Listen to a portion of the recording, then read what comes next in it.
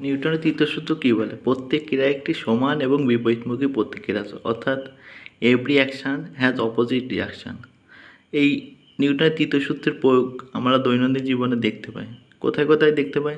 এই যে আমরা হাঁটাচলা করি, এখানে কিন্তু নিউটনের তৃতীয় সূত্র কাজ করে। তারপরে যে আপনার টেবিলের উপর বই খাতা রাখা যায়, এখানে কিন্তু নিউটনের তৃতীয় সূত্র কাজ করে।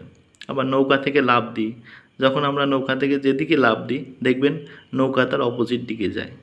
তারপরে বন্দুক থেকে যে দেখবেন যে আপনার গুলিটা যেদিক যায় বন্দুকটা তার পিছনের দিকে একটু ধাক্কা খায়। তারপর আপনার এই যে রকেটের যে গতিটা, যে রকেটের জ্বালানি যেদিক বের হবে আপনার রকেটটা তার উল্টা দিকে যায়।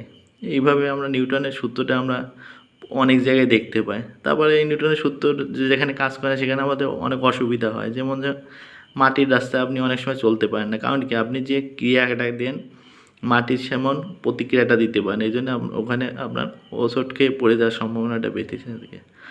আর আমাদের মানব জীবনে আমরা নিউটনের সূত্রটা খুবই কাজে লাগানো আমাদের উচিত। কারণ কি, যে আপনি যদি কাউকে ভালোবাসেন প্রতিক্রিয়া হিসেবে তার কাছে কিন্তু ভালোবাসা পাবেন, কাউকে ঘৃণা করলে অপমান করলে তার কাছ থেকে কিন্তু আপনি অপমানও পাবেন।